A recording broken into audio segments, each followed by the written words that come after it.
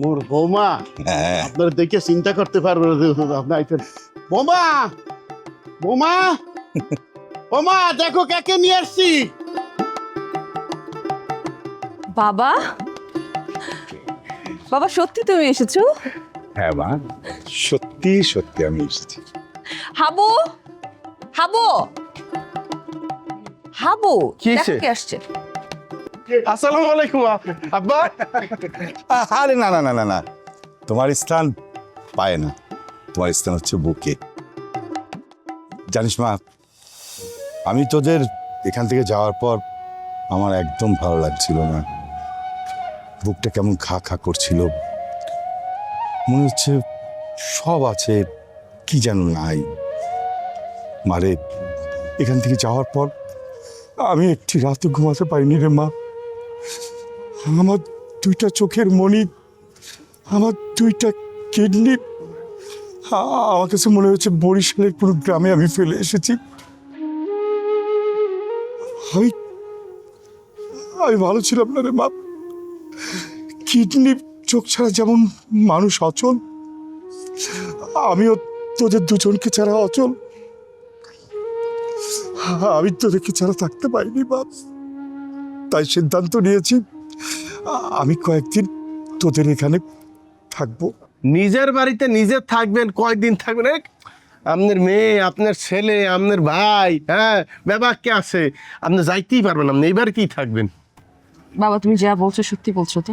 মা, আমি জানি তুই আমার কথা বিশ্বাস করবি না, কারণ এর আগে আমি হাবুকে মেনে নিয়েছিলাম, কিন্তু কখনোই মন থেকে মেনে নিতে পারিনি। তাই হয়তো তোর মনে হচ্ছে যে আমি আজও মেনে নিতে পারিনি, কিন্তু বিশ্বাস কর মা, আজকে তোদের দুজনকে আমি মেনে নিয়েছি, বিশ্বাস কর। তুমি আবার বলবা না তো বাবা আমাকে যে হাবুকে নিয়ে ঢাকায় চলে যেতে? আরে না না না না না, আমি কখনো বলবো না।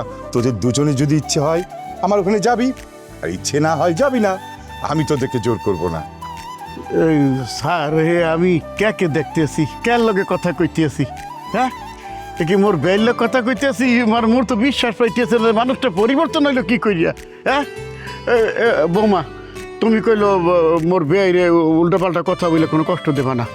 বাবা আমি তোমাকে সরি বলতে চাই। আমি জানি তুমি আমার জন্য কি কি স্যাক্রিফাইস করেছো। হ্যাঁ, মেয়ে হিসেবে আমারও তোমার প্রতি অনেক অভিমান হয়েছে, আমি জানি তোমারও আমার উপর রাগ হয়েছে, কিন্তু বাবা সব রাগ, সব অভিমান, সব দুঃখ ভুলে গিয়ে আমরা কি আবার আগের মতো সুন্দর থাকতে পারি না বাবা? মারে, তুই আমার কাছে সেই ছোট্ট সোনামণিটাই আছিস। ভুল আমি ছিল, তোদের কোনো ভুল ছিল না রে মা। আমি ফিরে এসেছি, কিছুদিন থাকবো আমার এই সোনামুখটার কাছে। থাকবি না বাবাকে? কি যে বলে বাবা, তুমি এখানে দাঁড়িয়েছো কেন? বাবা আসো তো, ভেতরে আসো, তুমি আসো। চলো চলো।